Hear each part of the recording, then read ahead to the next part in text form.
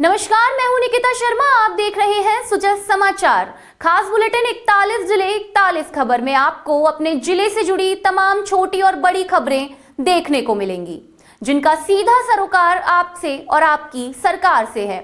जिलेवार खबरों की तरफ बढ़े उससे पहले एक नजर डालते हैं आज की बड़ी हेडलाइंस पर।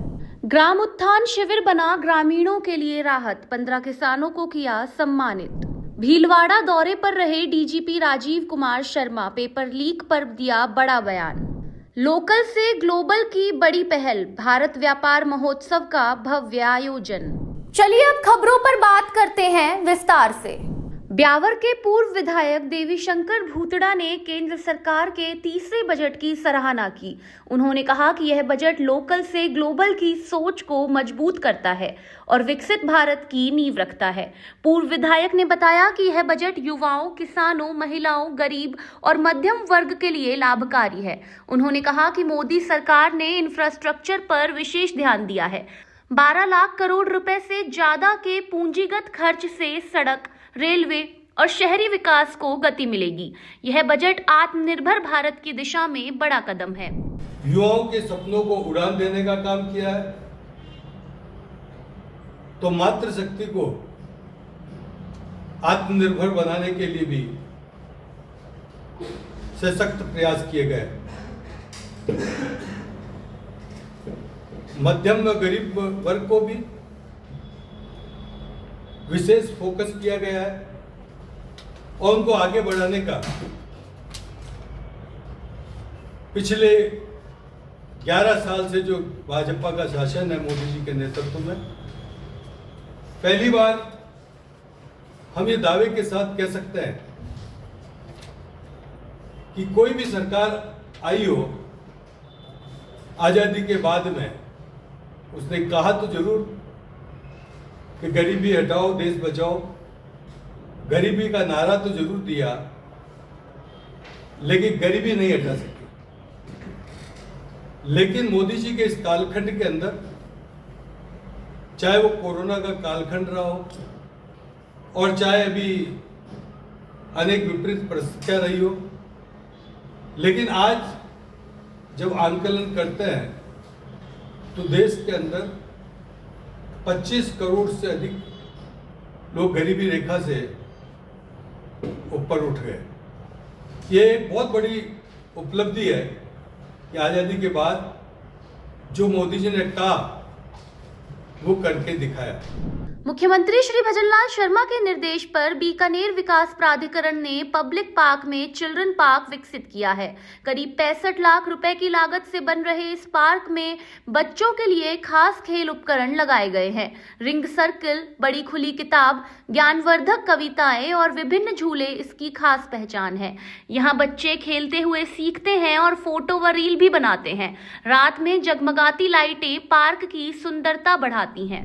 अदर एक्टिविटीज जैसे अपन ने बुक शेप की चेयर भी अपन ने यहाँ पे लगवाई है। पाथवे का भी निर्माण करवाया गया है। इसके अलावा अपने झूले भी लगाए गए हैं और लगभग ये 23 लाख रुपए की लागत से ये कार्य करवाया गया है। अभी इसमें और कार्य करना बाकी भी है, जैसे कि लॉन प्लांटेशन का भी कुछ कार्य और कराया जाएगा।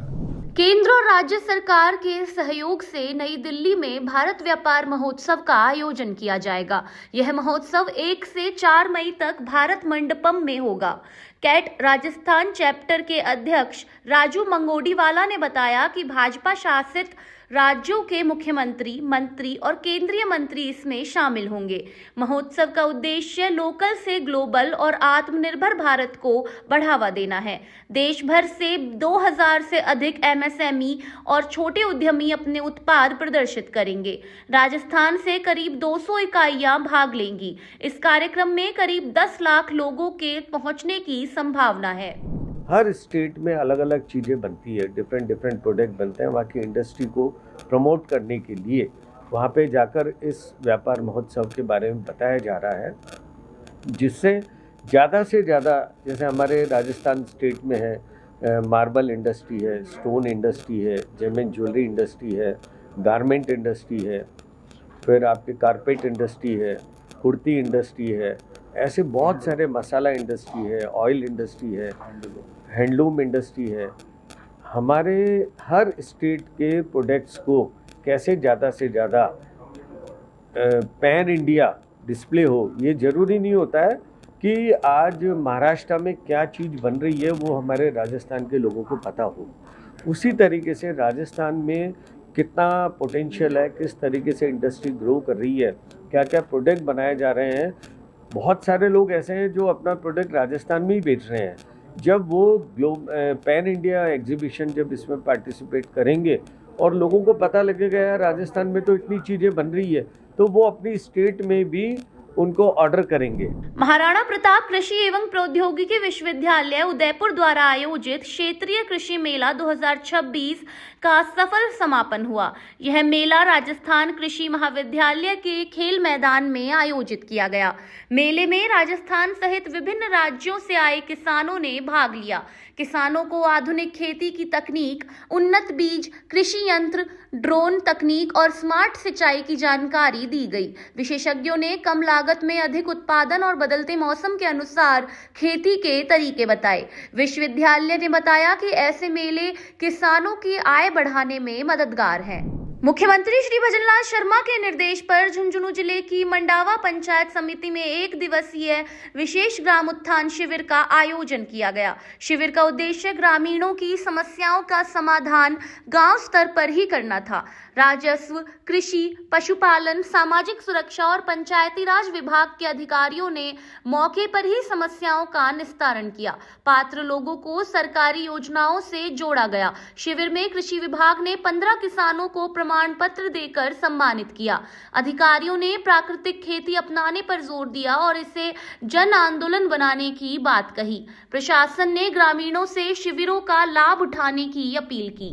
पंचायत समिति हॉल के अंदर ग्राम उत्थान शिविर का आयोजन किया गया। इसके जरिए मंडावा के आसपास के गांवों के सभी के लोग जो काश्तकार जो आए हैं उनको सरकारी सहायताएं कैसे उपलब्ध होती हैं उनके बारे में बताया गया। खास तौर से यहाँ पे कोऑपरेटिव डिपार्टमेंट और कृषि विभाग की योजनाओं से उनको लाभान्वित किया गया। ग्राम उत्थान शिविर का राज्य सरकार द्वारा आयोजन मंडावा में किया जा रहा है। इसके तहत कृषि विभाग, सहकारिता विभाग, उद्यान विभाग, राजस्व विभाग, डेयरी विभाग, पशुपालन विभाग जैसे विभाग शिविर में पार्टिसिपेट कर रहे हैं। इन शिविरों के द्वारा किसानों को जो कृषि विभाग के द्वारा, उद्यान विभाग के द्वारा, पशुपालन विभाग के द्वारा, सहकारिता विभाग के द्वारा कोई भी लाभ लेना चाहता है तो दूरी तक अंत के व्यक्ति तक जो भी योजनाओं का लाभ मिल सके, जो भी योजनाओं की जानकारी है वो दी जा रही है और सभी विभाग के अधिकारी यहाँ पे मौजूद हैं। किसान आ रहे हैं और विभागों की जानकारी ले रहे हैं। जिस किसी को कोई काम कराना है, जिस किसी को किसी योजना की जानकारी लेनी है, वो अधिकारियों के द्वारा प्राप्त कर रहे हैं किसान, और इस शिविर का अच्छे से आयोजन किया जा रहा है। हिंडोली नगर पालिका द्वारा ग्राम उत्थान शिविर का आयोजन किया गया। यह शिविर राजस्थान सरकार के पर्यटन विभाग की आयुक्त एवं प्रभारी सचिव रुक्मणी देवी के निर्देशन में हुआ। शिविर में किसानों और ग्रामीणों को कृषि, पशुपालन, उद्यानिकी, जलदाय, ऊर्जा, महिला एवं बाल विकास सहित विभिन्न विभागों की योजनाओं की जानकारी दी गई। प्रभारी सचिव ने अधिकारियों को ग्रामीण विकास पर विशेष ध्यान देने के निर्देश दिए। शिविर में जैविक खेती करने वाले देवी शंकर कहार और नवाचार करने वाले किसान लक्षण सेनी को सम्मानित किया गया। पात्र किसानों को योजनाओं के तहत लाभ भी वितरित किए गए। सवाई माधोपुर के खंडार विधायक जितेंद्र गोटवाल ने ग्राम छान में 143 लाख रुपए की लागत से बने प्राथमिक स्वास्थ्य केंद्र का लोकार्पण किया। इस स्वास्थ्य केंद्र के शुरू होने से छान ग्राम पंचायत सहित आसपास के कई गांवों के लोगों को बेहतर चिकित्सा सुविधाएं मिलेंगी। विधायक ने कहा कि सरकार का उद्देश्य गांव-गांव तक बेहतर स्वास्थ्य सेवाएं पहुंचाना है। स्वास्थ्य केंद्र बनने से अब ग्रामीणों को इलाज के लिए दूर नहीं जाना पड़ेगा। पाली जिले की सुमेरपुर विधानसभा क्षेत्र की तकतगढ़ नगर पालिका में सुमेरपुर एसडीएम कालूराम कुम्हार ने प्रशासक के रूप में कार्यभार संभाला। स्वायत्त शासन विभाग जयपुर के आदेश पर नगरपालिका परिसर में औपचारिक कार्यक्रम आयोजित हुआ। अधिशासी अधिकारी मगराज चौधरी ने साफा और माला पहनाकर उनका स्वागत किया। कार्यभार संभालने के बाद प्रशासक कालूराम कुम्हार ने कहा कि उनकी प्राथमिकता पारदर्शी प्रशासन, आमजन की समस्याओं का त्वरित समाधान और विकास कार्यों को गति देना होगा। उन्होंने सफाई, आधारभूत सुविधाओं और जनसेवाओं को मजबूत करने की बात कही।